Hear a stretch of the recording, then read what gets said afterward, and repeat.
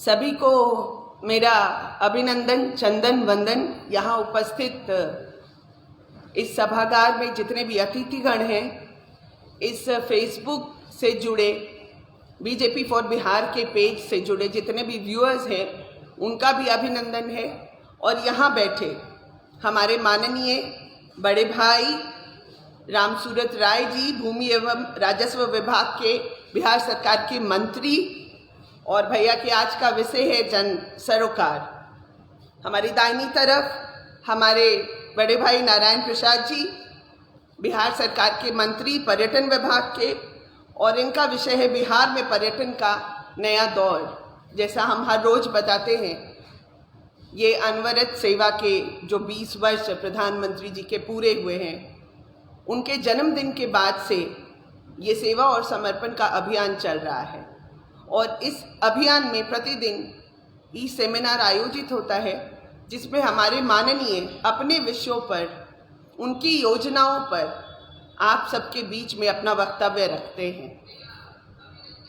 तो आज यहाँ बैठे हमारे दोनों माननीय मंत्रीगण से मेरा आग्रह रहेगा कि हमारे श्रद्धेय दीनदयाल जी, श्यामा प्रसाद मुखर्जी जी और भारत माता की ताल चित्र पर पुष्पांजलि कर और दीप प्रज्वलित कर इस कार्यक्रम का शुभारंभ करें।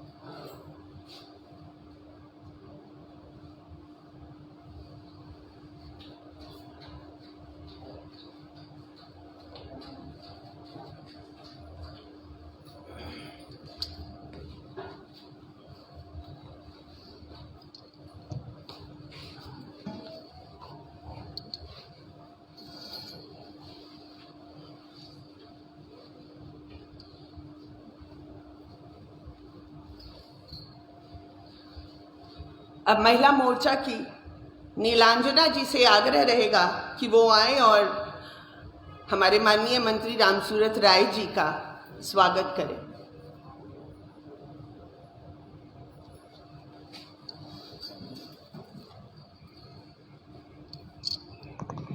आनंद पाठक जी से आग्रह रहेगा कि वो मंच पर आए और हमारे मंत्री नारायण प्रसाद जी का स्वागत करें।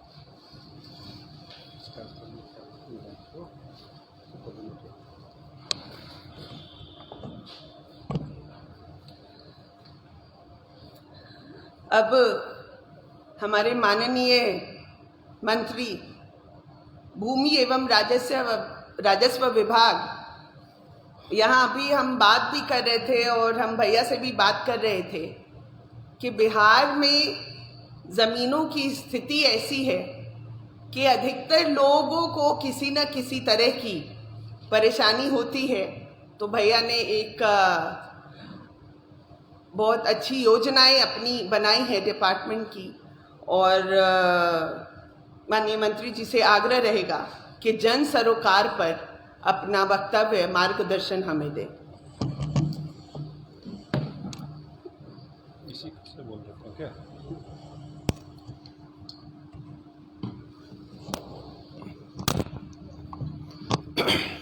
नमस्कार मेरे साथियों, मेरे भाइयों। आज अपने बिहार प्रदेश बीजेपी कार्यालय से इस लाइव से जुड़ने का मौका मिला। अपने पार्टी के शीर्ष नेतृत्व का आभार। और यहाँ बैठे इस सभागार में हमारे बिहार सरकार के वरिष्ठ मंत्री, जो मंडल अध्यक्ष से चलकर कैबिनेट मंत्री तक बनने का सौभाग्य प्राप्त हुआ। उससे बड़े भाई आदरणीय नारायण भाई, मंच पर उपस्थित बड़ी बहन अमृता भूषण जी, सामने उपस्थित सभी हमारे साथीगण, भाइयों एवं बहनों, आज सेवा ही के भाव से हम सब लोग इस देश के अंदर बड़ी मुस्तैदी से आदरणीय देश के प्रधानमंत्री भाई नरेंद्र मोदी जी के नेतृत्व में हर क्षेत्र में हम लोग काम कर रहे हैं। और विगत 20 वर्षों से लगातार माननीय प्रधानमंत्री जी 20 मिनट का भी छुट्टी नहीं लिए हैं। और कभी कभी हम लोगों को लगता है कि हम बहुत दिन से काम कर रहे हैं, मौका नहीं मिल पा रहा। जब ध्यान में लाते हैं और उनको जब देखते हैं तो एक ऑटोमेटिक ऊर्जा हम लोगों को मिलता है, और उस ऊर्जा के माध्यम से हम लोग भी कोशिश करते हैं कि हम लोग भी उनके अनुकरण को करें और उनके पद चिन्हों पर चले, जिससे कि जनता का सेवा अधिक से अधिक कर सके। मुझे सौभाग्य प्राप्त हुआ कि मैं 2010 में इस बीजेपी दल में आया, विधायक बना। चुनाव हारने के बाद पार्टी के द्वारा मुझे जिला का अध्यक्ष का दायित्व मिला। उसके बाद पुनः चुनाव का टिकट मिला, जीत के आया और मंत्री भी बनाया गया। मैं अपने आप को गौरवान्वित पूछता हूं, और इस बीजेपी परिवार पर बहुत ही अटूट मेरा विश्वास है। अटूट विश्वास कहने का मतलब ये है कि एक ऐसी पार्टी है, भारतीय जनता ही एक ऐसी पार्टी है जो किसी को किसी वक्त कहीं भी उठा करके बैठा सकता है, और किसी भी दलित, शोषित, वंचित समाज या वो किसी भी वर्ग का लोग हो, उसको पीछे बैठने वाले व्यक्ति को आगे मंच पर लाके बैठाने का काम करता है। बाकी अन्य दलों में, चाहे वो राष्ट्रीय दल हो, चाहे वो क्षेत्रीय दल हो, चाहे वो जिला स्तर का दल हो, उनके पॉकेट से, उनके परिवार से वो आगे नहीं बढ़ पाते हैं। का नाम बताने की आवश्यकता नहीं है, मैं नहीं बताना चाहूँगा, लेकिन भारतीय जनता पार्टी के अंदर राष्ट्र हित के लिए काम करती है। और निश्चित रूप से राष्ट्र हित के अंदर हम सभी लोग आते हैं। राष्ट्र हमारा मंदिर, हम सब उसके पुजारी हैं, भक्त हैं। इसी उद्देश्य से हम लोग काम करते हैं। उसी सिलसिले में मुझे एक छोटा सा दायित्व मिला, और उस दायित्व को मैं बड़ा मान करके आज बहुत बड़ा काम करने का प्रयास कर रहा हूँ।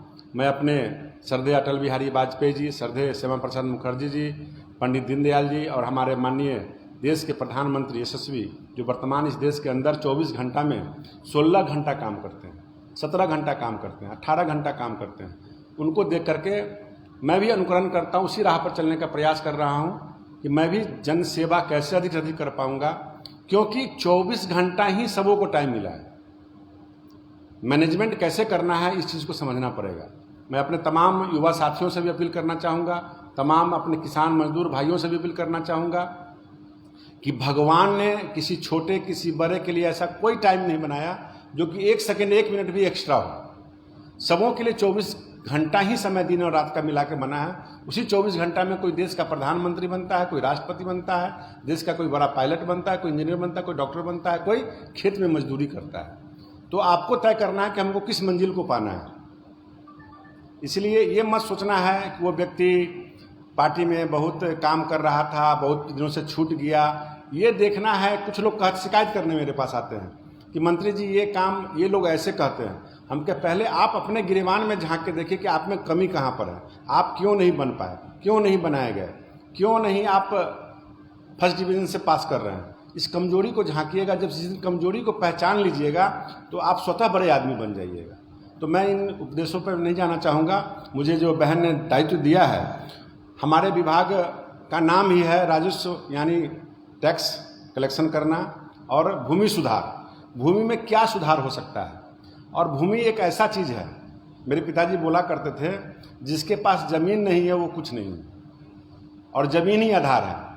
हेलीकॉप्टर को भी इसी धरती को उतरना है। चाहे हमारे देश के कितने बड़े लोग क्यों न अंतरिक्ष में चले जाएं, उनको धरती का ही आस, चिड़िया उड़े आकाश, अंत में करे धरती का ही आस। यानी धरती जिसके पास है, मातृभूमि जिसके पास है, जिसके पास माँ ही नहीं है, वो कैसा व्यक्ति हो सकता है, कैसा किस्मत का फूटा हुआ व्यक्ति हो सकता है। इसलिए मेरा संकल्प है कि 12 करोड़ जनता, जो बिहार की जनता है, सबके पास अपना भूखंड नहीं, मातृभूमि हो, उनके पास अपनी माँ हो, उनके पास अपने बसाने के लिए घर, बैठाने के लिए, बनाने के लिए ज़मीन हो। ये मेरा संकल्प है। और देश के यशस्वी प्रधानमंत्री जी का भी यह बहुत बड़ा संकल्प है कि मैं देश के अंदर किसी को भी मैं बिना मकान छत का नहीं रहने दूंगा। उसी संदर्भ में मेरा संकल्प है कि जब आप छत देने के लिए तैयार हैं तो बिहार के अंदर मैं ज़मीन देने के लिए तैयार हूं, और ज़मीन जब मिलेगा तभी छत बन पाएगा। इसलिए मेरा अभियान 2022 से बिहार के अंदर सुयोग श्रेणी में आने वाले जितने भी गरीब व्यक्ति हैं, जिनको आज तक कांग्रेसों ने गरीबी के नाम पर लड़ाई लड़ा, गरीबी के नाम पर चुनाव लड़ा, लेकिन गरीबी हटाओ अभियान आज तक शुरू नहीं किया। अब हमारे इस देश के यशस्वी प्रधानमंत्री जी गरीबी हटाओ के तहत अब प्रधानमंत्री आवास योजना का लाभ दे रहे हैं। तो मैं ज़मीन दे करके, वैसे लोग आज भी बहुत सारे ढेर सारे लोग हैं जिनको आवास आवंटित हुआ है, लेकिन ज़मीन नहीं रहने के कारण पैसा वापस जा रहा है। तो मेरा कहना ये है कि भूमि सुधार में बहुत हम सबों का सहयोग की आवश्यकता है। अगर आम जनता सहयोग नहीं करेगा तो ये भूमि सुधार अपने मंजिल तक नहीं पहुँचेगा।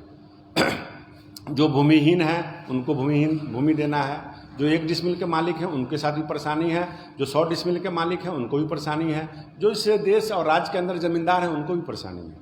ये बीमारी अंग्रेज़ों ने लगाया, कांग्रेसों ने इसको बढ़ाया और ज़मींदारों ने इसको पाला पोसा और भ्रष्टाचार की ओर इसको ले गया। मैं स्पष्ट शब्दों में कहना चाहूँगा कि अंग्रेज, कांग्रेस और ज़मींदार का जो इसमें जितना घींचातानी है, जिसको सुधारने में काफ़ी समय लग रहा है और लगेगा, लेकिन धन्यवाद देना चाहूँगा अपने देश के यशस्वी प्रधानमंत्री जी को कि उन्होंने संपत्ति कार्ड योजना चलाया है। और इस कार्ड योजना के तहत हमारे बिहार के अंदर इस बिहार के मुख्य आदरणीय नीतीश कुमार जी भी पहले से इस काम को चला रहे हैं, और उस काम को गति कैसे तेज हो इस पर मेरा प्रयास है।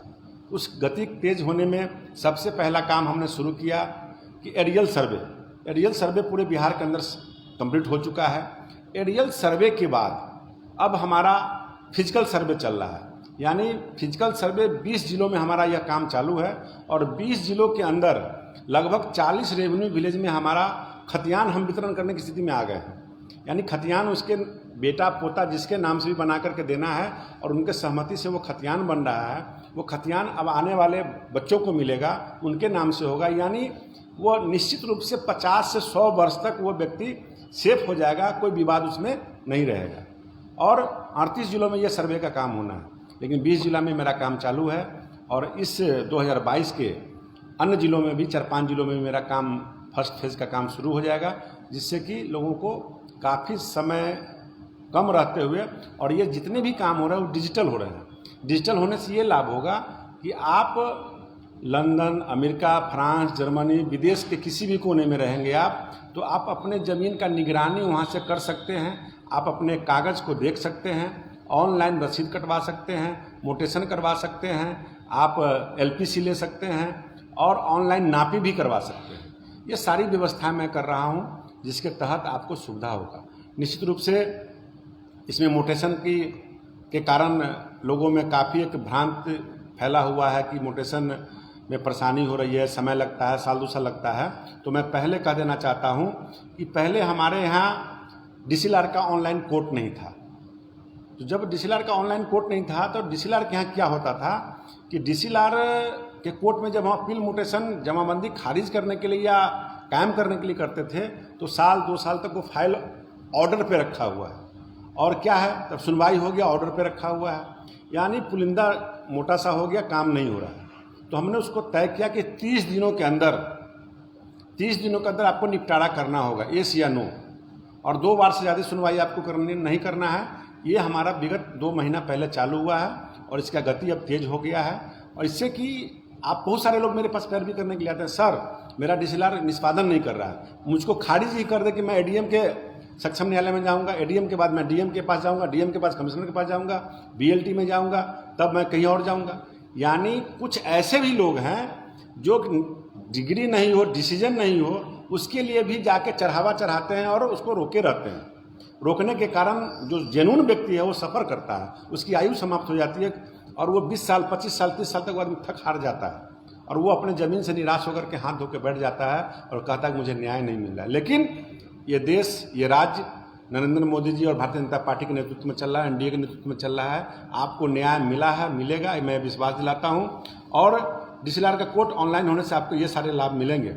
और जब मैं मंत्री बनने के बाद हमेशा शिकायत आने लगा कि सर सर्वर डाउन है, नेट नहीं काम कर रहा है, अपलोड नहीं हो रहा है, प्रिंट आउट नहीं निकल रहा है, तो हमने एक ऐसा सॉफ्टवेयर डेवलप किया जो कि दाखिल खारिज का आवेदन आप अपने मोबाइल से भी कर सकते हैं। यानी फ्रेंडली नेटवर्क जो हमारा सिस्टम है उसको डेवलप किया, और डेवलप के तहत आप बैठे बैठे आप भी घर से, अब कोई कंप्यूटर और कोई कैफ़े में जाने की जरूरत नहीं है आपको, है आप अपने मोबाइल से ही करके आप अपने पोजीशन को देख सकते हैं, ऑनलाइन चेक कर सकते हैं, एलपीसी ले सकते हैं। ये सुविधा हमने किया। और सबसे बड़ा राहत की बात मैं आपको बताने जा रहा हूँ कि मेरे पूरे 534 अंचल हैं बिहार में। 534 अंचल में विगत 4-5 साल के अंदर, उससे पहले भी हो सकता है, जो मैं स्मरण करके बता रहा हूँ कि 4-5 साल के अंदर जो मैं झेल रहा था, 10 साल से तो मुझे पूरा ख्याल है कि अमीन की कमी थी। संविदा पर गांव से अमीन टेम्प्रोरी लेके नापी होता था, और पूरे जिला के अंदर अगर 16 अंचल है तो सरकारी अमीन एक हुआ करते थे। वो डीएम साहब से भी ज़्यादा पावर रखता था। उसके यहाँ इतना भीड़ लगता था कि सरकारी रिपोर्ट करना है तो अमीन नापी करके देता था गांव का कोई 3rd ग्रेड का आदमी, और उसमें मुहर दस्तखत लगा दिया, फाइनल हो गया। तो मैंने आते आते मैंने अपनी समस्या को माननीय मुख्यमंत्री जी के साथ रखा, और मुख्यमंत्री जी ने आदेश भी दिया। इसके लिए मैं उनका आभार प्रकट करता हूँ। और तुरंत इमीडिएट हमने 9 मार्च को 487 अमीन जो हमारे संविदा के अमीन थे, जो सर्वे के काम में लगे थे, उनको मैंने अंचलों में भेजने का काम किया। उसके बाद 1767 अमीन और मेरे पास आ रहे हैं। यानी एक अंचल में 3 से 4 अमीन होंगे, और 4 पंचायत पर एवरेज 1 अमीन होंगे। और कहीं भी साल 2-2 साल तक नापी नहीं होता था। सीमांकन का विवाद था, ये टेबुल अमृता जी का है कि राम सूरत जी का, ये तय नहीं हो पाता था, और गुस्से में लोग भाई भाई की हत्या करते थे। मैंने उस चीज़ को समाप्त किया, और हमने कहा कि विदिन 1 वीक आपका नापी होगा, और वो नापी के तहत आपको डिसीजन मिलेगा, और सीमांकन मैं कराऊंगा। तो सीमांकन के तहत अब अमीन जा रहे हैं। और उससे भी बड़ा विवाद आ रहा था कि अमीन साहब गए उस पार्टी से मिल गए, अमीन साहब गए इस पार्टी से मिल गए। सर हमको और ऊपर डीसीएलआर के आदेश के अनुसार दूसरे अंचल के अमीन को लाया जाए और नापी कराया, क्योंकि ज़मीन कीमती हो गई। ज़मीन कीमती हो जाने के कारण अब लोगों का नज़र ज़मीन पर ज़्यादा पड़ रहा है।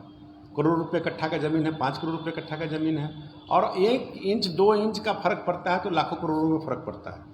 तो हमने एक ईजाद किया, और एक एटीएस मशीन की व्यवस्था बनी, और कैबिनेट से पास भी हुआ। वो एटीएस मशीन पूरे अंचलों में एक 534 रहेंगे। 101 अनुमंडल है, उसमें एक अनुमंडल में भी रहेंगे, जिला हेडक्वार्टर में भी रहेगा, और ऑफिस में भी, मेरे विभाग में भी वो एटीएस मशीन होगा। उस एटीएस मशीन का लगभग 6 लाख से प्लस दाम है। और उस एटीएस मशीन का काम है तो ऑनलाइन आप आवेदन कीजिएगा कि हमको ज़मीन नापी करना है। 1 सप्ताह के अंदर आपका स्लॉट बुकिंग हो जाएगा, अमीन का नाम तय हो जाएगा, और वो जा करके मशीन को रखेगा। ऑफलाइन भी चलेगा आपका नापी, अभी बंद नहीं होगा, ऑनलाइन वो नापी चलेगा, मशीन लगाएगा, और तुरंत पूरा काम करके आपके पास रिजल्ट ला देगा। उसमें कोई गड़बड़ नहीं होगा, दूध का दूध पानी का पानी हो जाएगा, और लोग में बेईमानी, शैतानी, झगड़ा, लड़ाई मैक्सिमम समाप्त हो जाएगा। ये व्यवस्था हमने बनाया है। दूसरा एक समस्या और था कि गांव में नक्शा नहीं मिल रहा था। माननीय मुख्यमंत्री जी काफ़ी समय से, विगत 7-8 वर्षों से इस पर काम कर रहे हैं। जितना प्रयास होना चाहिए नहीं मिल पा रहा था। मैंने उनकी पीड़ा और उनकी भावना, क्योंकि मैं किसान का बेटा हूँ, मजदूर का बेटा हूँ, मुझे ये भावना मुझे मन में आया कि निश्चित रूप से नक्शा, अगर गांव में किसी गरीब व्यक्ति को नक्शा की आवश्यकता है तो कोई ज़मींदार उसको नक्शा नहीं दिया करता, कोई संपन्न व्यक्ति नक्शा उसको नहीं देता। और कोई एक ऐसा व्यक्ति गांव में है जो पूरे मौजे का, पूरे हल्का का नक्शा खरीद के अपने घर में रखे हुए हैं, और वो गरीब व्यक्ति उसके यहाँ जाता है, कहता है कि आपको हम 1000 रुपया लेंगे, 500 रुपया लेंगे, तब आपको हम नक्शा देंगे।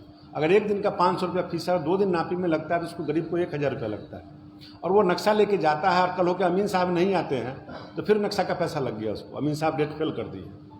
यानी गरीब का भाया दोहन हो रहा था। जिस चीज़ को मैंने फ्री ऑफ कॉस्ट मंत्री बनने के बाद पहला ऐलान हमने किया कि बिहार के 500-400 अंचल में और 8463 जो हमारा हल्का है, हर हल्का का 2-2 नक्शा हमारे अंचल में रहेंगे। वो बिक्री नहीं होगा, और वो अमीन जो जब स्लॉट उसका बुक होगा, उसका जब फीस जमा होगा तो वो नक्शा के साथ अपना गुनिया, प्रकाल और मशीन लेके जाएगा, और नक्शा किसी नारायण जी से नहीं मांगना है, न राम सूरत जी से मांगना है, वो नक्शा उसके पास होगा। अपने नक्शा से, अपने मशीन से, अपने फीता से नापी करके उस ज़मीन का झंझट ऑन स्पॉट फैसला करके वो आएगा, और उसका कोई फीस नहीं लगेगा। ये मैंने प्रावधान कर दिया, और सभी जगह नक्शा, आपके हर हल्का में नक्शा डिलीवर हो भी गया। उसके अलावे आपका हर जिला के हर एक मुख्यालय अंचल में प्लॉटर मशीन भी लगा हुआ है। वहाँ से आप 150 रुपये में नक्शा प्राप्त कर सकते हैं। और प्लॉटर मशीन किसी जिला के एक अंचल में है। अब किसी को हमारा, जैसे मेरा विधानसभा औराई है, मुजफ्फरपुर से 70 किलोमीटर दूर है, कटरा है 60-70 किलोमीटर दूर है, तो वैसे लोगों को आने में 500 रुपया, 1000 रुपया और 1 दिन 2 दिन समय लगता है। तो उसके लिए भी मैंने व्यवस्था किया कि अब आप कोरियर के माध्यम से भी ऑनलाइन नक्शा मंगा सकते हैं। यानी आप जब ऑनलाइन मार्केटिंग कर सकते हैं, अमेजन पर आप सामान मंगा सकते हैं, पिज़्ज़ा बर्गर और खाने का सामान मंगाते हैं, उसी तरह से आप मेरा नक्शा भी आप ऑनलाइन डिलीवर आपके घर तक होगा। ये हमने व्यवस्था बनाया है। इसलिए मैं आने वाला समय जनता के हित में होगा। माननीय मुख्यमंत्री जी और माननीय प्रधानमंत्री जी का जो सोच है कि जब तक जमीन में सुधार नहीं होगा तब तक आम जन में कोई सुधार नहीं होगा, ये व्यवस्था हमने बनाया है। और ITI रुड़की के सहायता से चकबंदी का हमारा काम हो रहा है। ये बहुत बड़ा काम है। इस काम को आप सबों को सजग मैं करना चाहता हूँ और मैं पूरी बात तन्मयता और ईमानदारी से कहता हूँ कि मैं पॉलिटिकल लोग हूँ, लेकिन मैं जब मंच पर जाता हूँ तो मैं पॉलिटिकल बातें नहीं करता। हर कहीं भी कार्यक्रम में मेरा यही विषय होता है कि जब तक अपने समाज में, अपने कार्यकर्ताओं में, अपने परिवार में, अपने बिहार के जनताओं में ये अवेयरनेस का, जागरूकता का अभियान नहीं चलेगा। मैं मीडिया के साथियों को भी कहता हूँ, मीडिया के साथी यहाँ 1-2 बैठे हैं, वो सिर्फ वही न्यूज़ लेना चाहते हैं जिसमें कि मिर्ची हो, क्लिक करे, वो न्यूज़ चले, TRP बने। और जब मैं कहता हूँ कि मैं हाथ जोड़ के विनती करता हूँ कि भाई मेरा न्यूज़ मत चलाना, लेकिन ये जागरूकता का अभियान जरूर चलाओ, लेकिन किसी साथी लोग बहुत कम चलाते हैं। मैं इस बात से दुखी हूँ, मैं खुले मन से बोल रहा हूँ। ये अगर आप कल्याण करोगे तो जनमानस का कल्याण होगा। और क्या है इसमें भाई, हमको जमाबंदी क्लियर कराना है, हमको जमाबंदी दादा परदादा के नाम पर हम सब भाई सहमति करके करा लेंगे। तो निश्चित रूप से चकबंदी पर मैं बोल रहा था, तो चकबंदी का मतलब ये है कि चकबंदी पहले लागू हुआ था, किसी सरकार ने उसको रोक दिया, चकबंदी पूरा नहीं हुआ। लेकिन हमारे माननीय मुखिया नीतीश कुमार जी और देश के हमारे यशस्वी प्रधानमंत्री जी संपत्ति कार्ड योजना के तहत सारी व्यवस्थाएं हैं, लेकिन बिहार में पहले से चल रहा है और उसको मैं फास्ट करा रहा हूँ। ये हमारा सोच है। चकबंदी लगने से 2 तरह का चकबंदी का भी फैसिलिटी मैंने दिया है। पहला कि जब हमारा एरियल सर्वे हो जाएगा, फिजिकल सर्वे हो जाएगा, जब खतियान हम बांट देंगे, जब सीमांकन हो जाएगा, तब मेरा चकबंदी चलेगा ग्रामीण इलाकों में। नगर पंचायत, नगर निगम, नगर परिषद में ये चकबंदी का काम नहीं चलेगा। और वो सीमांकन होगा और चक लगेगा, तो वो जहाँ खतियान बढ़ जाएगा वहाँ पर हम चक लगा करके, अगर इसमें 3 इधर भी ज़मीन हमारा, इधर भी हमारा, बीच में अमृता जी का ज़मीन है, तो इनको हम आग्रह करेंगे ये हट जाए। नहीं हटेंगे तो फोर्सली इनको हटा के हम इनके बगल में भी ज़मीन देंगे और यहाँ पर हम इनका ज़मीन लेकर के एक प्लॉट हमारा बन जाएगा, जिससे कि हमको जुताई, बुनाई, खुदाई हमको से, जैसे हम छोटा सा ज़मीन में ट्रैक्टर चलाते हैं तो हमारा ट्रैक्टर नहीं चलता है, तो हमारा कुछ ना कुछ ज़मीन छूट जाता है, तो मेरा उपज कम हुआ, लागत लगा और हमारा बेनिफिट कम हुआ, डीजल ज़्यादा जला, समय ज़्यादा लगा। तो जब हमारा बड़ा प्लॉट हो जाएगा तो बड़ा मशीन लगा करके कम खर्च पे ज़्यादा लागत, कम लागत पर हम अधिक मुनाफा करेंगे। जो माननीय प्रधानमंत्री जी बोलते हैं कि हम किसानों का आय दुगुना करना चाहते हैं, तो आय दुगुना का मतलब ये हमारे विरोधी समझते हैं कि 10 रुपये का सामान 20 रुपये में हो जाए। तो मेरा कहना ये है कि आय तब दुगुना होगा, तब बेनिफिट होगा जब आप खर्च को बचाएंगे। आप हमारी बहनें हैं, घर में आपके परिवार के मुखिया लाख कमा के लाएगा, आप संयम नहीं कीजिएगा तो आपका परिवार आगे नहीं बढ़ेगा। आप बीमार हैं, आप अगर संयम नहीं कीजिएगा, आप 72 चीज़ खाना नहीं छोड़िएगा तो आपको दवा से फायदा करेगा? नहीं करेगा। इसीलिए आप सबों से मेरा आग्रह, अपील है कि आप अपने छोटी छोटी बातों को ध्यान दें। और हमारे देश के मुखिया बहुत छोटे छोटे चीज़ों को लेकर के चल रहे हैं। ये बहुत बारीकी की चीज़ है, बहुत महत्वपूर्ण चीज़ है। बड़े को तो सब देखता है, छोटे को कम देखता है। यानी छोटे चीज़ में एक नली गली भी साफ़ है कि नहीं, एक हमारा रेलवे स्टेशन साफ़ है कि नहीं है, एक हमारा कहीं दुकान जो लगा हुआ शहर के अंदर वो अच्छा है कि नहीं है। यानी परिवार के अंदर जो मुखिया होता है, जो गार्जियन होता है, उसको हर पहलू पर ध्यान देना चाहिए। तो मेरा कहने का मतलब है कि जो चकबंदी लगेगा उसमें ये प्लॉट का सुविधा होगा। उसके अलावे अभी ये 3-4 साल लगेगा चकबंदी को लागू होने में, चाहे प्लॉट का सुविधा करने में। उसके पहले हमने एक नियम बनाया है, जो नियम बहुत जल्द पास हो जाएगा, आपके पास है भी। नियम ये है कि कोई, ये तो फोर्सली हम करेंगे और आपके सहमति से भी आज भी आप चकबंदी करा सकते हैं। जैसे किसी व्यक्ति, पहले इसमें कास्ट का इसमें नाम जुड़ा हुआ था, मैंने कास्ट को समाप्त किया, जाति को समाप्त किया। हमके किसी भी वर्ग का कोई भी लोग 2 एकड़ से 10 एकड़ तक अगर ज़मीन का प्लॉटिंग करना चाहता है, चकबंदी लगाना चाहता है, तो वो गांव के अंदर जो जोत का ज़मीन है, अगर मेरे गांव के बीच में अमृता जी का ज़मीन है तो इनसे हम आग्रह करेंगे कि आप इधर चले जाते हैं, आपका भी प्लॉट लग जाएगा, मेरा भी लग जाएगा। हम दोनों अगर सहमत हो गए, वहाँ सहमति की आवश्यकता है। चकबंदी के जब हम सर्वे हो जाएगा तब हम फोर्स नहीं करेंगे। अभी सहमति से हम दोनों राय विचार कर लेंगे तो उसमें लिखाई आपको फ्री है। आप मेरा ज़मीन लिखवा लीजिए, मैं आपका ज़मीन लिखवा लूँ, लिखाई सरकार नहीं लगेगा। इससे आपका प्लॉट बन गया। 2-4 लोग हमारे 10 एकड़ के बीच में है, 5 एकड़ के बीच में है, तो वो प्लॉट से ये लोग चले गए। अब हमारा एक प्लॉट हो गया, एक बाउंड्री हो गया, एक सीमांकन हो गया। उस सीमांकन को करा करके हम उसको जोताई करेंगे, बुआई करेंगे। या हमारी इच्छा है कि हमारा परिवार अब यहाँ नहीं रहता है, गांव में बाहर विदेश में रहता है, उसको मन है कि हम अपनी ज़मीन को बेच दें, तो एक प्लॉट बन जाएगा, एक नक्शा का बाउंड्री हो जाएगा। बाउंड्री का मतलब दीवार का बाउंड्री नहीं, एक सीमांकन हमारा हो गया कि इसके अंदर मेरा ही ज़मीन है।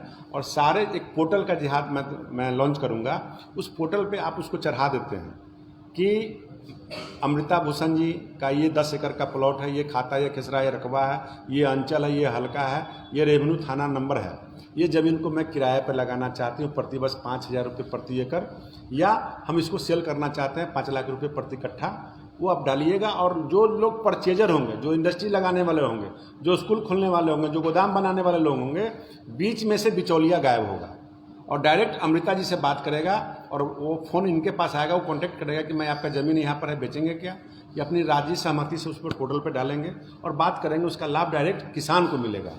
यानी जो किसान का ज़मीन 10,000 रुपये बिकता है, वो व्यापारी हो सकता है कि वो दलाल उसको 50,000 रुपये कट्ठा कर रहा है, वो किसान को ज़मीन वो 20,000 रुपये कट्ठा स्वतः खरीदने के लिए तैयार हो जाएगा। तो किसान को भी लाभ होगा और व्यापारी को भी लाभ होगा। ये करने से लाभ मिलने वाला है। तो ये सुविधा हमने व्यवस्था किया है, जिसके तहत आपको व्यवस्था होगा।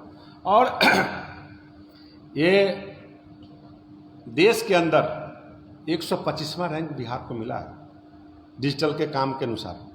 और मैं कितने लोगों को पछाड़ के आगे आया हूँ, मतलब इसी डिजिटल के काम के दुनिया के अंदर में बिहार का पहला स्थान मिला है, 125वां रैंक है। ये बहुत गर्व की बात है। जो कि सबसे पिछड़ा हुआ बिहार को लोग कहता है विकास के मामले में पिछड़ा है, कोई काम नहीं हुआ है, तो ये कोई यहाँ का नहीं है, ये all over India, all over देश का, विश्व का मामला है, जिसमें हम अपना 125वां रैंक लेकर के हम आए हैं।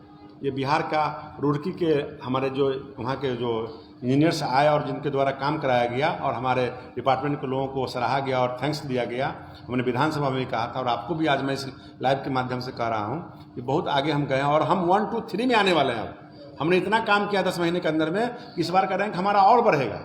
तो इस पर भी मुझको गर्व है कि हम आगे काम कर रहे हैं। और एक सुवो मोटो के तहत दाखिल खारिज ऑटोमेटिक आपका होना है। इसमें प्रचारित कम हुआ है, लोग बहुत कम जानते हैं। सुवो मोटो का मतलब ये है कि यहाँ बैठे हुए ज़मीन जो बेचने वाले लोग हैं उनका दाखिल खारिज अगर है, जमाबंदी कायम है, उससे अगर हम ज़मीन खरीदते हैं तो उसको ब्लॉक में जाकर के दाखिल खारिज के लिए अप्लाई नहीं करना पड़ेगा। वो अंचल में जाने की आवश्यकता नहीं है, आरटीपीएस काउंटर पर जाने की आवश्यकता नहीं है।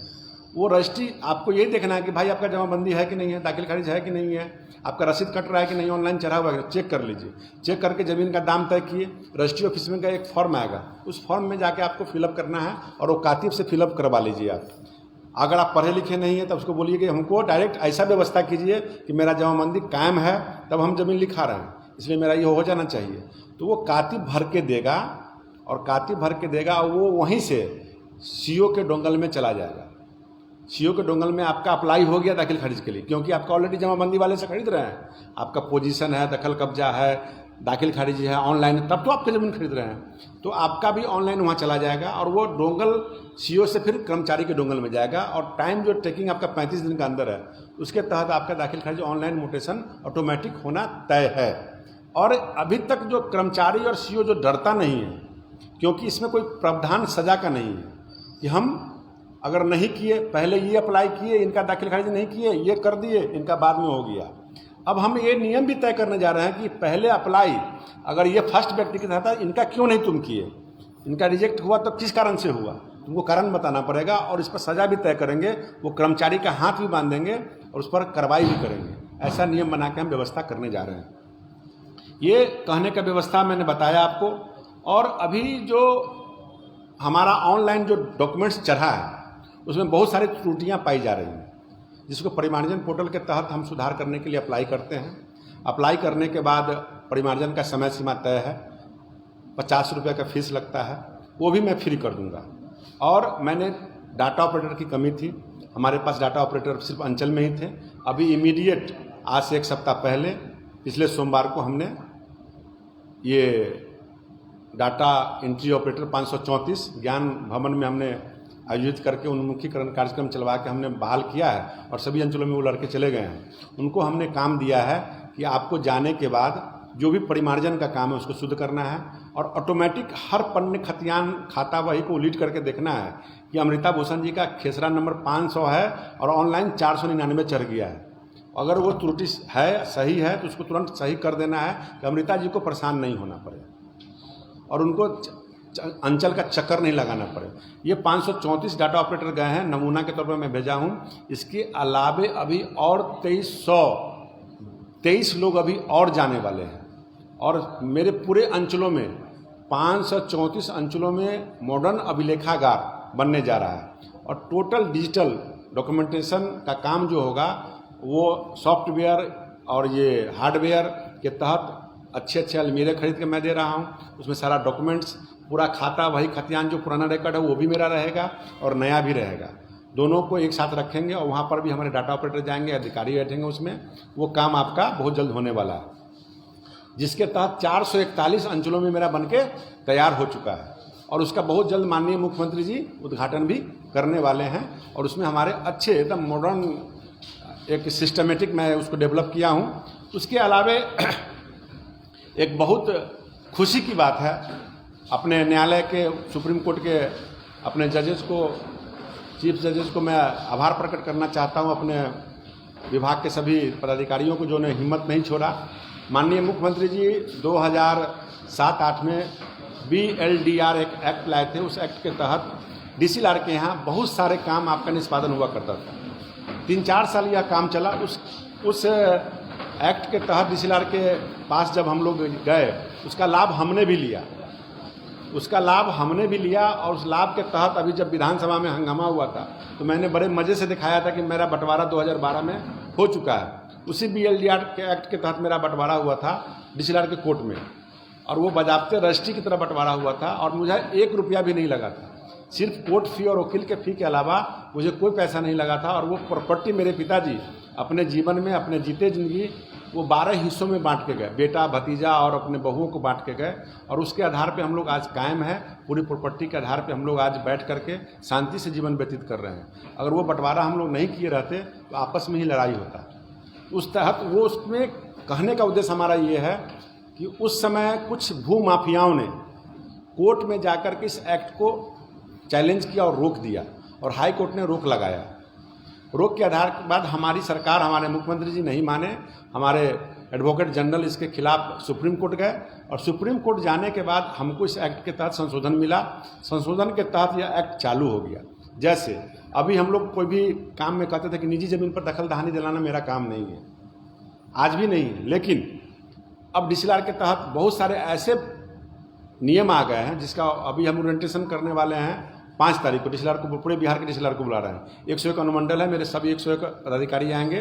5 तारीख को मैं अधिवेशन भवन में कार्यक्रम करने जा रहा हूं और उसमें उनको एक्ट के बारे में बता करके फिर इस काम को मैं चालू करूंगा।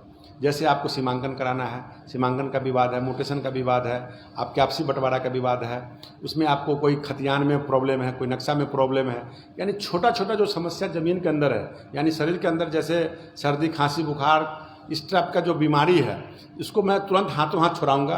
और टाइटल सूट, हेवी प्रॉब्लम, वो आपको कोर्ट में जाना होगा। लेकिन अब मैं अभी जो देख रहा हूँ कि मेरा क्या हुआ, तो मेरे भाई का ज़मीन है, मेरा ज़मीन जब CO, CI कर्मचारी अमीन रिपोर्ट कर देता है कि नहीं ये ज़मीन नारायण जी का है, तो अमृता जी क्यों दखल करेगी? उस जगह फोर्सली मेरा, अभी भी मेरा मौखिक आदेश था लेकिन अब तो कोर्ट का आदेश आ गया, तो मैं थाना के और CO के रिपोर्ट के आधार पे मैं अमृता जी को वहाँ से बेदखल करूँगा और नारायण जी को मैं दखल कराऊँगा। ये एक्ट के तहत होगा। और जो छोटे छोटे कारणों से हमारे भाई बंधु जनता परेशान रहते हैं और मेरे पास जो लंबी भीड़ें रहती है, वो लंबी भीड़ें कोई शोभा यात्रा नहीं रहता है, वो कष्ट से आते हैं मेरे पास। और मैं विगत 10 साढ़े 10 महीना से मैं मंत्री हूँ, और लगता है मुझे कोई ऐसा दिन नहीं हो जहाँ मैं 500-1000 लोग से नहीं मिलता हूँ, चाहे ज़िले के अंदर मैं भागलपुर में जाऊँ या मुजफ्फरपुर घर पे रहूँ या यहाँ पटना में रहूँ, तो लोगों के साथ समस्या है और बहुत सारा चीज़ सॉल्यूशन इससे निकल जाएगा। जैसे कि BLDR मतलब DCLR के हैं जो कोर्ट है, उस कोर्ट में आप सबों को बहुत राहत मिलेगा, बहुत लाभ मिलेगा। इसका लाभ आपको लेना है और सभी लोग अपने अपने परिवार की संपत्ति का बंटवारा आज भी बहुत सहज तरीके से आप सहमति से आप CO के यहाँ भी बंटवारा कर सकते हैं। उसके अलावा आप लोक अदालत में भी कर सकते हैं, कोर्ट में भी कर सकते हैं, खानदानी खतियानी ज़मीन का आप बाई रजिस्ट्री ऑफिस में जाकर के भी कर सकते हैं। इसके अलावा DCLR के यहाँ भी नया राइट आ गया, जहाँ मैं खुद कराया था, उस एक्ट के तहत भी आप कर सकते हैं। ये राहत आपको मिलने जा रहा है। अगर आप नहीं करते हैं तो आपकी संपत्ति है, आपकी भाई की संपत्ति है और आपके दादा की संपत्ति है। पोता होने के नाते आप अपने बहन से या अपने भाई से बेईमानी करते हैं और आगे का फ्रंट का ज़मीन बेच करके सरकार को रेवेन्यू देते हैं। और एक भाई आपका विदेश में रहता है, उसको नहीं पता चलता है, जब वो आता है तो पता चलता है कि ज़मीन वो अपने पत्नी के नाम से ट्रांसफ़र कर दिया है और वो भाई फिर DCLR के जाता है, जमाबंदी को कैंसिल कराता है, फिर आपका वहाँ धन और धर्म दोनों जाता है, फिर आप धन की उगाही होती है। यानी मेरा कहना है कि आपकी संपत्ति आप कैसे रक्षा करेंगे, कैसे सुरक्षा करेंगे। अगर हमको 10 डिसमिल ज़मीन मिलना है, हम सारे 9 डिसमिल लेंगे तो आधा डिसमिल हम भाई को ही छोड़ देंगे, या ज़्यादा भाई ले लिया तो भाई ले लिया, बहन ले ली तो बहन ले ली। यानी हम अपना धन इनको क्यों दें, हम पदाधिकारी को क्यों दें, अधिकारी को क्यों दें, सरकार को क्यों दें। आपको जब सरकार करेगी फ्री में आप धन का बंटवारा कर लीजिए। तो आप 1 कट्ठा ज़मीन लेते हैं, बाजार में 1 करोड़ रुपया रेवेन्यू उसका है, तो आपको 10% लिखाई लगता है, यानी 10 लाख रुपया लग गया आपका। आपकी संपत्ति नाना की संपत्ति है, उसको सब भाई मिलके आप मौसेरा भाई मिलके नहीं बांटना चाहते हैं, तो आप सब भाई लिखा के ज़मीन अपने पत्नी के नाम पर कीजिएगा, तो सरकार को तो यूँ ही 1 करोड़ रुपया मिल जाएगा, 10 कट्ठा में 1 करोड़ रुपया आमदनी हो जाएगा। तो उस आमदनी के जर में पदाधिकारी को आमदनी होता है। ये मैं हमेशा खुले डंके की चोट पे कहता हूँ। ये आप जो आते हैं कि हमको कोई लोग कहता है कि आपके पदाधिकारी यहाँ इस तरह से कह रहा है, इस तरह से मांग रहा है, मैं कहता हूँ उसकी गलती नहीं, आपकी गलती है, क्योंकि आप देने जाते हैं, आपके पास धन है, आप कहाँ छीट रहे हैं, आपको खुद ज्ञान नहीं है। ऐसा कोई मंत्री नहीं समझाएगा। एक परिवार के नाते, एक भाई के नाते, एक किसान के बेटा होने के नाते मैं बड़ी चोट से और बड़ी जोर से मैं कहता हूँ, इस काम को आप लोग चाहेंगे। और मीडिया के लोगों को मैंने कहा कि मैं बाइट तब दूंगा आपको जब आप अपना जमाबंदी क्लियर कर लीजिए। सिर्फ क्वेश्चन कीजिएगा, आंसर नहीं दीजिएगा। आप एक चौथा स्तंभ है, आप आईना है, आपको दिखाना पड़ेगा। तो मेरे भाइयों एवं बहनों, आज इस कार्यक्रम में आप सब लोग आए, मेरी बात को सुने।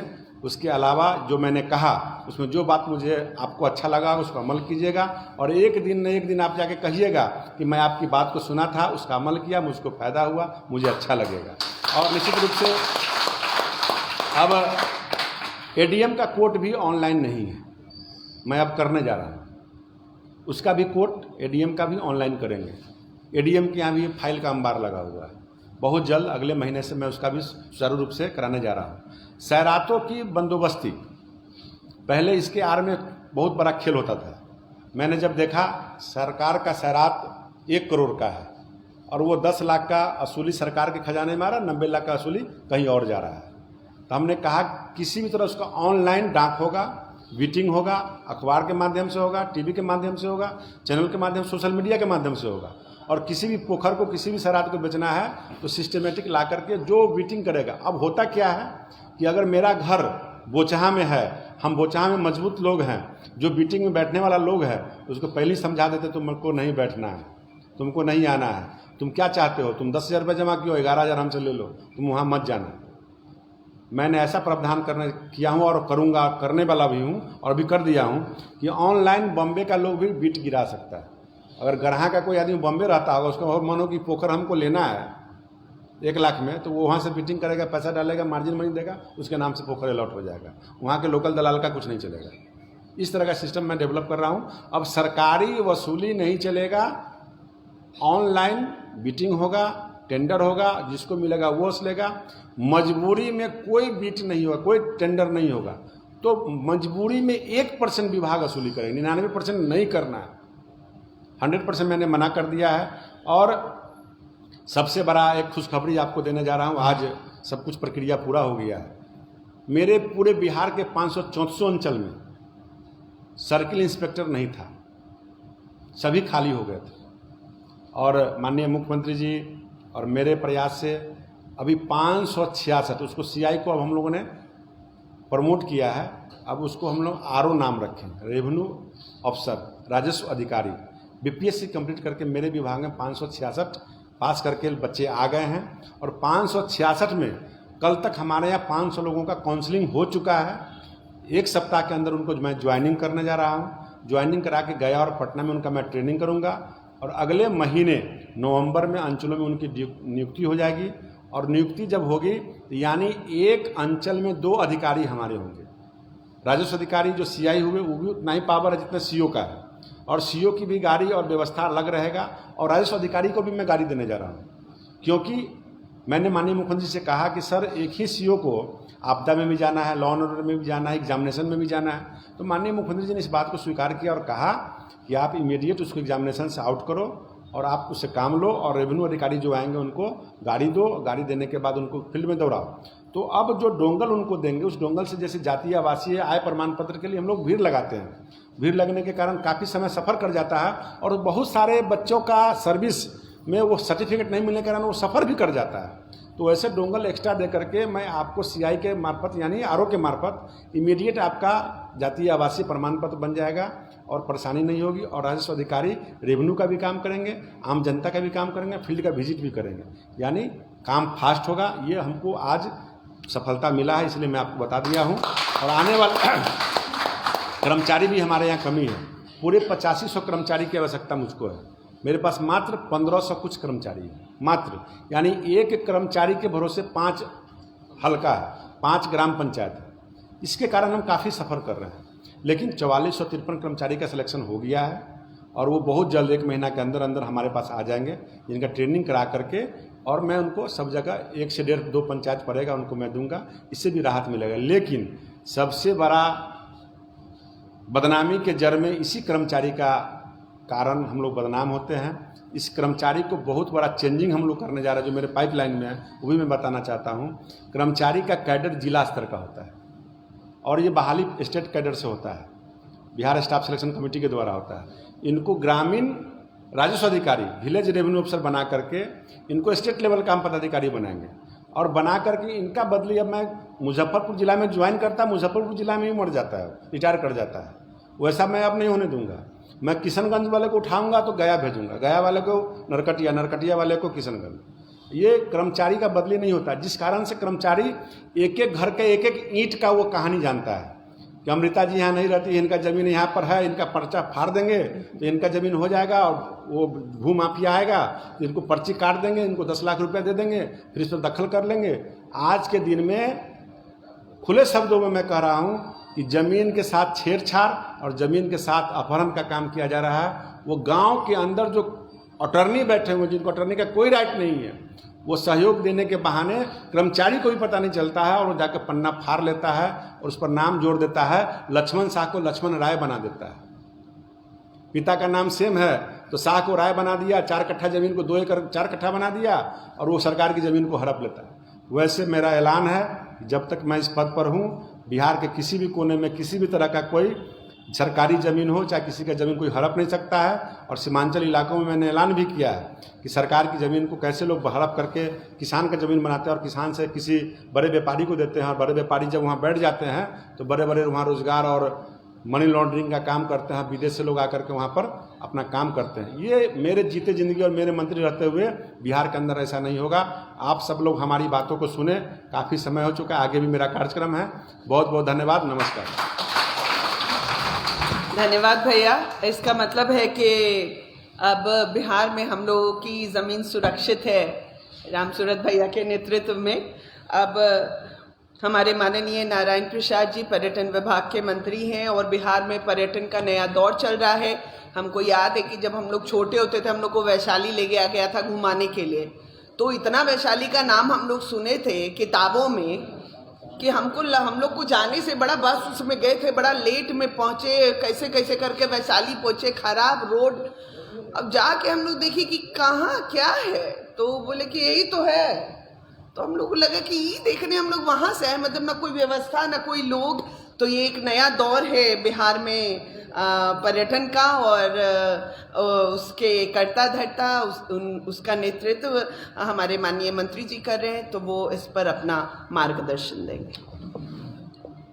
आज के बैठक में उपस्थित बिहार सरकार के राजस्व मंत्री रामसूरत राय जी, हमारी बहन अमृता भूषण जी प्रदेश मंत्री हैं, और हम सभी के बीच में उपस्थित नौजवान साथियों, बुद्धिजीव साथियों, हमारी बहनें और मीडिया कर्मियों, सबको हम अपने तरफ से नमस्कार बोलते हैं। बंधुओं, पर्यटन के क्षेत्र में आप सभी जानते हैं कि 2 सालों से कोरोना के प्रकोप से सारा काम बंद हो गया। हम घर से निकल भी नहीं जा सकते थे, काम तो देखना अलग की बात है। इसके चपेट में आने से कुछ हमारे पर्यटकों की कमी हुई है, हमारे जो पर्यटक आते थे उसमें कमी आई है।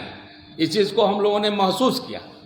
अभी आप सेकेंड वेव में बहुत से हमारे साथीगण चले गए, और आप सभी जानते हैं कि सेवा ही संगठन है। प्रधानमंत्री के बारे में हमारे छोटे भाई रामसूरत राय जी ने विस्तृत जानकारी रखा, और उसी सेवा ही संगठन के वजह से आज जिस चेयर पर हम बैठे हुए हैं वो आप लोगों का देन है कि आज मंत्री के रूप में हम आपके सामने बोल रहे हैं।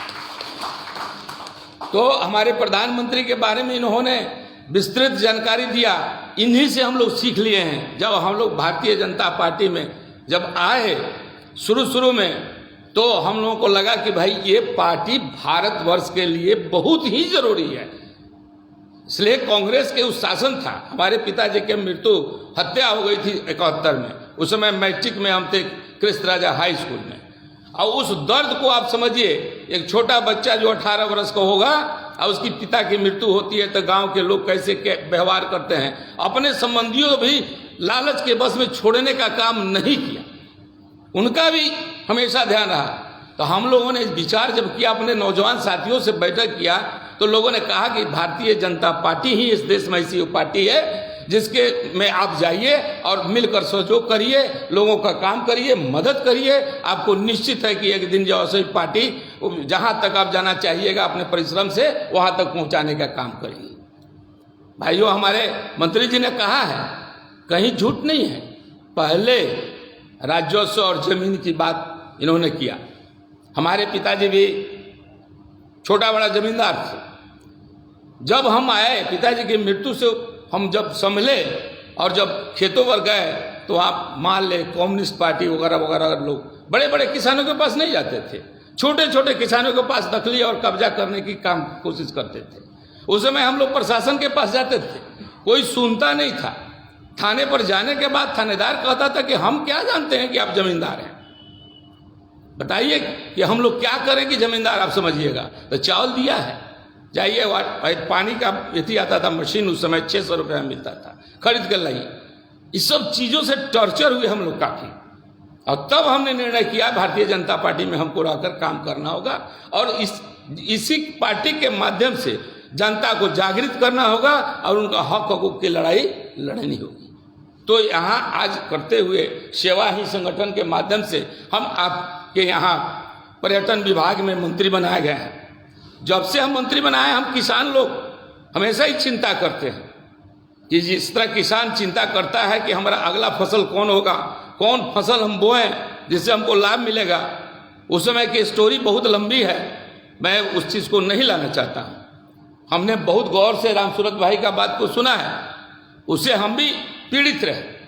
लेकिन आज जो सरकार के बदलाव, काम करने का तरीका, सब कुछ अब धीरे धीरे लोगों को विश्वास, भारत के वर्ष में रहने वाले लोगों को विश्वास हमारे यशस्वी प्रधानमंत्री नरेंद्र मोदी जी पर बढ़ा है, और दिन रात बढ़ते जा रहा है। इनके कार्यों को देखकर विदेशों में इन्होंने तहलका मचा रखा है। कोई बोलने वाला नहीं था पाकिस्तान और तालिबान के विरोध में, और आपने देखा होगा कि कितने बड़े और सुंदर उन्होंने बात को रखा। अमेरिका भी माना, सारे देश भी माने। तो ये सब चीज़ है भारतीय जनता पार्टी के यशस्वी प्रधानमंत्री हमारे नरेंद्र मोदी जी की, उनकी 20 वर्षों की जो सेवा लोगों ने किया है गुजरात से लेकर और प्रधानमंत्री 14 में बनने से, उस दिन एक एक दिन कार्यक्रम हम लोग रखे हुए हैं भारतीय जनता पार्टी। उसी क्रम में हम आज आप लोगों के बीच में आए हैं और इसी क्रम में हम बताना चाहते हैं पर्यटन के विषय में। हम जब पर्यटन में आए, शपथ ग्रहण हुआ, तो हमने समझने का काम किया। और देखिए बहुत संयोग है कि हमारी योजनाएं 16-17 में जो बनी थी, वो जब हम मंत्री बने तो सौभाग्य मिला आप लोगों के सामने उसका उद्घाटन करने का। जैसे आपको राजगीर में रोपवे का, और अब बांका में आपको मदार मंदिर पर जो बरसों बरस से लोग पैदल चढ़ते थे, 1.5 घंटा 2 घंटा लगता था, हमारे माननीय मुख्यमंत्री जी ने उसका उद्घाटन 21 सितंबर में इसी कार्यक्रम के अंतर्गत किया। रोहिणी वहाँ आपका डैम है, उस डैम को भी सौंदर्यीकरण करने का विचार हम माननीय मुख्यमंत्री जी ने रखा। इस चीज़ को हम लोग नोट किए। हमारे बहुत से मंत्री भी गण गए थे। तो हम लोगों ने पर्यटन की दिशा में, पहले आप जानते हैं कि बोध गया हमारे महात्मा बुद्ध जी वहाँ ज्ञान प्राप्त किए, और वहाँ हमने कन्वेंशन हॉल बनवा रहे हैं। वहाँ 145 करोड़ रुपए का कन्वेंशन हॉल बन रहा है। एक 2000 का होगा, एक 500 का होगा। 500 वाला कन्वेंशन हॉल करीब 95% बनकर तैयार है, और 2000 वाला में 85% वो भी तैयार है। वो 2 महीना में वो भी तैयार हो जाएगा। फागु नदी है, आप जानते हैं सब, पितृपक्ष में अपने पिताओं को वहाँ ऐसे करने के लिए, उद्रेन करने के लिए वहाँ पूजा वूजा होता है। आज कोरोना के वजह से मेला तो नहीं हुआ, लेकिन पितृपक्ष का काम वहाँ हुआ। वहाँ हम लोग फागु नदी में पानी ले जाने का भी काम कर रहे हैं। वहाँ गंगा मैया का पानी का हम लोग अभी राजगीर तक बिछा दिया गया है, और आगे उसको डेवलप करना है। उसमें भगवान बुद्ध का बहुत बड़ा 50-60 फीट का हम लोग उनका निर्माण भी कराएंगे। उसी तरह हम लोग जैसे जैसे आगे बढ़ते हैं, राजगीर में रोपवे है, शीशा का आपका लगा हुआ है, वहाँ जाकर देखिए। वहाँ हम लोग ने 500 आपको ई रिक्शा दिया है, जहाँ ले जाने के लिए हमारे पर्यटकों को सुविधा हो। बांका की हमने बात कर लिया। पटना में हम 13 करोड़ रुपया दे रहे हैं, जो सिख लोगों की जो है हमारे, उनमें उनकी जीवनी पर, और गोविंद सिंह की जीवनी पर विस्तृत फोकस डालेगा और फुहारा देगा, उनके जिंदगी का सब चीज़ बताएगा। ये हमने कर दिया है। वेंकटेश्वर मंदिर है गया में, उसको भी सौंदर्यीकरण हम करा रहे हैं। गया में 3-3 गो रोपवे का भी बनाने का हमारा प्लान चला गया है। अभी एस्टिमेट सब बनकर तैयार हो रहा है। उसी तरह हम और सब जिले में, जैसे कैमूर है, कैमूर में हमने वहाँ माँ मुंडेश्वरी पर भी आपका रोपवे का बनाने का हमारा प्रस्ताव है। इसी कड़ी में आप आगे बढ़िए तो यहाँ आपका वैशाली हम जाते हैं, जहाँ हमारी बहन बोल रही थी कि वैशाली गए तो कुछ देखने को नहीं मिला, लेकिन आज हमारा वहाँ होटल भी है। आज रिवर को पानी देने के लिए व्यवस्था भी है। आज उस पोखर में हम लाइट एंड साउंड, अभी हमने उसका टेंडर भी होने जा रहा है। आपको 4 करोड़ रुपया का हम लोगों ने दिया। यहाँ से आप चले गए केसरिया स्तूप पर, वहाँ स्तूप है, बहुत पुराना, पुरातत्व विभाग के अंदर में है। हमने वहाँ होटल का निर्माण किया है। वहाँ सड़क नहीं था, जमीन को अधिग्रहण कराया मोतिहारी डीएम से करके, अब उसको उस रोड को बनाने के लिए, ताकि वहाँ बस सेवा भी दिया जा सके और पर्यटक जाए तो वहाँ निवास भी करें, और उनकी कैंटीन भी है, वहाँ उनकी व्यवस्था हो। ऐसी ही परंपरा से हम आगे बढ़ रहे हैं। अरे राज्य में भी हमने होटल दिया है, लेकिन और भी काम वहाँ होना है, जिसके लिए हम लोगों ने प्रोग्राम बनाया है कि 2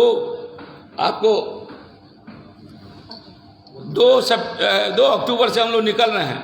हमारे एमडी और सेक्रेटरी और मंत्री तीनों हम लोग टीम लेकर जा रहे हैं। और आपका अमृत महोत्सव ने, हमने जिस दिन हमारे प्रधानमंत्री का जन्मदिन था, उसी दिन यूको पार्क में हमने आपको इंडिया का दौड़ लगवाया, और आपको सब चैनल पर आप लोग देखे होंगे। इसी कड़ी में हम 3 अक्टूबर को बेतिया के महाराजा पुस्तकालय में कवि सम्मेलन रखे हैं, जो बहुत बड़े बड़े कवि वहाँ आ रहे हैं। हमने रिक्वेस्ट किया है सभी अपने मंत्रियों से भी कि आप भी चलें, कवि सम्मेलन का आनंद लें। और ये महोत्सव होगा, अमृत महोत्सव, हमारे प्रधानमंत्री के जन्मदिन के उपलक्ष्य में। इसी तरह हमने हमारा वाल्मीकि नगर, हमारे माननीय मुख्यमंत्री जी का कहना है कि आप वाल्मीकि नगर के बढ़िया बनवाइए और वहाँ कैबिनेट की बैठक होगी। हमने वहाँ पीपी मोड़ पर ज़मीन को देखा है और अपने सेक्रेटरी को लेकर जा रहे हैं। हम आपको 2 तारीख को रात में वहाँ रुकेंगे, उसका सर्वेक्षण करेंगे। वहाँ बच्चे लोगों के लिए आपका वो सारी उनकी व्यवस्था होगी, जो खेलने कूदने का, स्विमिंग पूल बनाएंगे। सबसे बड़ी बात है वहाँ प्राकृतिक के 3 चीज़ आपको मिलेंगे। एक जीवित पहाड़ है, वो गंगा आपको नेपाल से बहकर आती है, नारायणी, जो हम कहते भी हैं कि नारायण और नारायणी। हमारे भाई भी बोल रहे थे, इस पर हमने कहा नारायणी जी को कह दिया कि भाई आप नौतन बैरिया को छोड़ दीजिए, आप चले जाइए उस उधर यूपी के तरफ। नारायणी जी चली गई, आज उसी जगह बहती है नारायणी जी। तो इसी कड़ी को आगे बढ़ाते हुए हम लोग जो है बेतिया में महात्मा गांधी जी, जो महात्मा का टाइटल मिला, वो आप सभी जानते हैं कि चंपारण में सत्याग्रह था नीलहों के विरुद्ध में। 3 कठिया, आप लोग समझ रहे होंगे 3 कठिया क्या होता है, यानी 3 कट्ठा यदि है तो 1 कट्ठा में आपको नील लगाना है, अनिवार्य था। उसका आंदोलन बेतिया के हजारीमल धर्मशाला से हमारे बापूजी ने शुरू किया था और भितुरवा तक गए थे।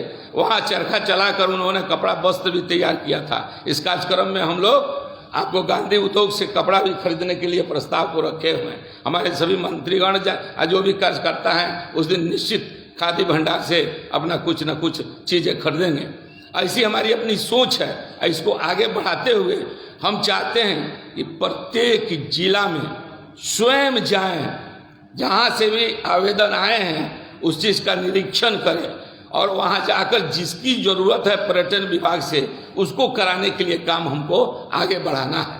तो हम उम्मीद रखते हैं कि हमारे प्राकृतिक सौंदर्य भी है और पर्यटन के लिए बहुत अपार संभावनाएं भी है, हर जिला में है। जैसे मधुबनी है, माँ सीता का जन्म आपको सीतामढ़ी में राजा जनक जी के हल चलाते हुए में मिले थे और अंत उनका जो है सो वाल्मीकि नगर में, जहाँ वाल्मीकि जी आप जानते हैं तपोभूमि है, वहाँ लौर और कुश की शिक्षा भी मिली थी। अब माँ ने अंतर्ध्यान पृथ्वी से आई थी और पृथ्वी में अंतर्ध्यान भी हुई थी। वहाँ रिजर्व टाइगर शेप भी है, आप बाघ घूमते हुए खुला मिलेगा, वहाँ आपको गाड़ी मिलेगी, गाड़ी में बैठा कर चारों तरफ भ्रमण कराएगी। आप बाघ का भी वहाँ साक्षात्कार कर सकते हैं। उनका आश्रम भी है। बहुत सी ऐसी योजनाएं हैं कि जिसको हम लोग कर रहे हैं और आप लोगों का आशीर्वाद मिला, सभी का आशीर्वाद मिला, हमारे मीडिया लोगों का सहयोग मिला, तो इसको और हम आगे बढ़ाने का काम करेंगे। इन्हीं बातों के साथ जय भारत, जय बिहार। धन्यवाद भैया, आपने जिस तरह से पर्यटन की योजनाओं को हम लोगों के समक्ष रखा।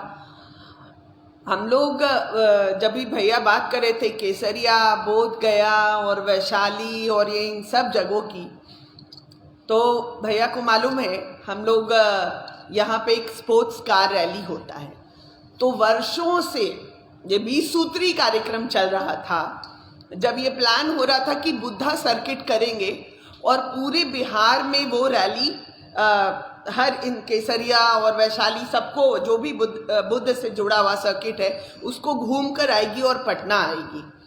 पर आश्चर्य की बात थी कि सब लोग भूटान चला गया, नेपाल चला गया, यहाँ से महिलाएं गाड़ी चला के, लेकिन वहाँ जाने के लिए तैयार नहीं हुई क्योंकि उनका कहना था कि ये सर्किट लंबा है, रोड अच्छे नहीं है, वहाँ पे व्यवस्था अच्छी नहीं है।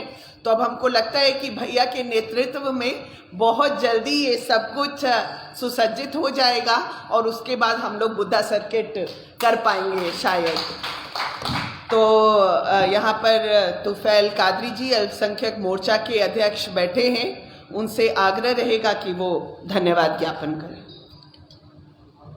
आज इस कार्यक्रम सेवा समर्पण अभियान की अध्यक्षता कर रही बहन श्रीमती अमृता भूषण जी, जो भारतीय जनता पार्टी बिहार की मंत्री हैं, आज इस कार्यक्रम में बिहार सरकार के मंत्री माननीय रामसूरत राय जी, राजस्व भूमि सुधार, और माननीय नारायण शाह पर्यटन मंत्री, मित्रों, माननीय प्रधानमंत्री श्रीमान नरेंद्र मोदी जी के नेतृत्व में देश आगे बढ़ रहा है और पूरी दुनिया में अपना वर्चस्व कायम करता हुआ दिखाई दे रहा है। आज पंडित दीनदयाल उपाध्याय और पंडित श्यामा प्रसाद मुखर्जी श्रद्धेय अटल जी का आत्मा प्रसन्न होगा कि जो उन्होंने सपना देखा था कि जब तक अंतिम पदयान पे बैठा व्यक्ति सुखी संपन्न और समृद्धशाली नहीं होगा तब तक माँ भारती सुखी संपन्न और समृद्धशाली नहीं होगी। आज वह लक्ष्य प्राप्त हो रहा है, इसीलिए महल भी हो और झोपड़ी भी हो और जो सुविधा महल में हो वही सारी सुविधाएं झोपड़ी में हो। आज इसके बाद इन शब्दों के साथ इस कार्यक्रम को यहीं पर समाप्त किया जाता है। भारत माता की जय। हमारे सभागार में राजू झा जी उपस्थित है। आज उनका जन्मदिन भी है। हमारे मीडिया प्रभारी हैं, हम चाहेंगे वो मंच पर आए और हम सब हैं, नारायण भैया हैं, फूल देकर और उनका अभिनंदन भी करें।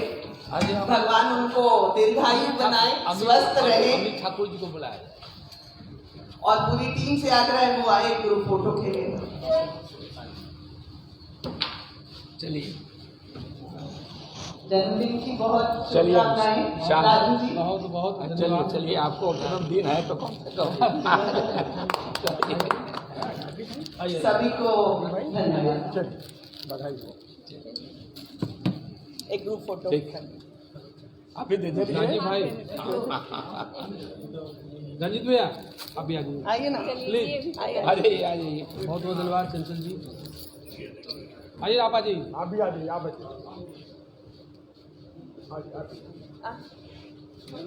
कार्यक्रम ठीक रहा है भाई, डबल कर दिया।